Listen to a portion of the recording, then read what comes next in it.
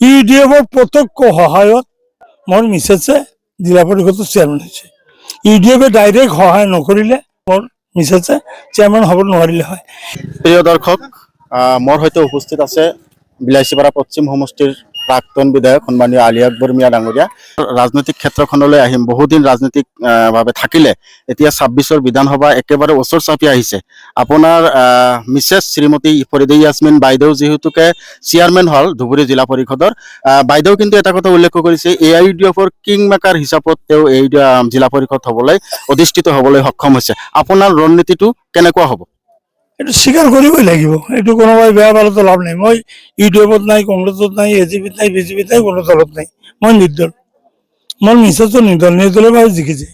কিন্তু এইটো স্বীকাৰ কৰিব লাগিব। স্বীকাৰ নকৰিলে অকৃতজ্ঞতা প্ৰকাশ কৰা হ'ব।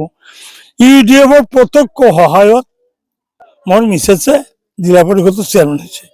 ইউডিএফে ডাইৰেক্ট সহায় নকৰিলে মোৰ মিছেছে চেয়াৰমেন হ'ব নোৱাৰিলে হয়। এইটো বাৰু কোনোবাই যদি বেয়া পায়, উপায়তো নাই ভাই, যিটো হৈছে মই সেইটোৱে কৈছো। যিহেতু 26ৰ নিৰ্বাচন চামু চাপি আহিছে, আপুনি কোনটো দলৰ পৰা নিৰ্বাচন খেলিব বুলি ভাবে? মই নিৰ্দলীয় খেলিম। তাৰে ভিতৰত বহুত কথা আছে, সব কথা খোলা মেলাকে ক'ব নোৱাৰি। কিন্তু এটা কথা ক'ম, আপোনালোকে সাংবাদিকতা কৰে, বাকীখিনি ধৰি ল'ব। মোৰ ল কলেজৰ প্ৰিন্সিপাল ছাৰে মোক কৈছিলে, ৰাজবংশী মানুহ আছিল তো, এই শুন যিহেতুকে এটা কথা ক'বই লাগিব ছাৰ, এটা কথা ক'ব লাগিব, যিহেতুকে আপোনাৰ মিছেছ চেয়াৰমেন হওঁতে AIUDFে কিং মেকাৰৰ ভূমিকা পালন কৰিছে, আপুনিও AIUDFৰ পৰা বিশৃং জৰুৱা সমষ্টিৰ পৰা বিধানসভা খেলিব নেকি?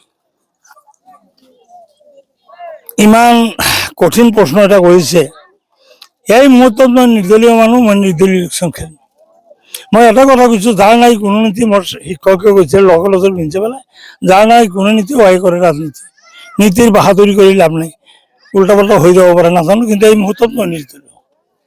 যিকি নহওক, ছাৰে কথাটো অলপ ৰাজনৈতিক মাৰপেচত সোমাই থৈ দিলে। মই এটা কথা স্পষ্ট কৰিব লাগিব, যিহেতুকে উচ্ছেদিত এলেকাত ছাৰ বাইদেউ সভানেত্ৰী বাইদেউ আহিছে, উচ্ছেদিত ৰাইজসকল বকাই আছে। আপুনি নিশ্চয় জানে, ইয়াৰ আগতেও আহিছে, এতিয়াও আহিছে, আৰু গোটেই তথ্যখিনি আপুনি জানে।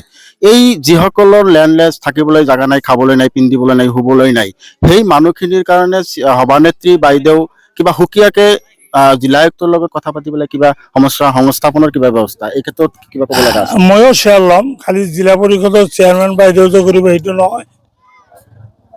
দুৰ্ভাগ্য মোৰ, যিদিনা ইয়াত ফায়াৰিং হৈছিল সেইদিনা মই কেলেকেটা গৈছিলোঁ। তাৰমানে জিলা পৰিষদৰ এই অংশবিলাকত আপোনালোকেও জানে, লোকেল মানুহ। তাৰপাছত এই ক্ৰিয়াকাণ্ডত ইমান দিন ওলাব নোৱাৰিলোঁ। 18 তাৰিখে হেৰি হ'ল, আৰু সেইদিনা মোৰ ভৰিটো ভাঙি থাকিল। এইকেইদিন ইফালে ওলাব পৰা নাই। মই যদি উচ্ছেদিত মানুহখিনিৰ ওচৰত আহিছোঁ, 2 মিনিট কথা পাতিছোঁ, অহাকালিৰ পৰা মোৰ সৰ্বান্তকৰণে সৰ্বশক্তি প্ৰয়োগ কৰি কি কৰিব পাৰিম নাজানো। মই যিমানখিনি পাৰোঁ এক চুলি তুলি নকৰিম, মানুহখিনিৰ কাৰণে যি কৰা যায়।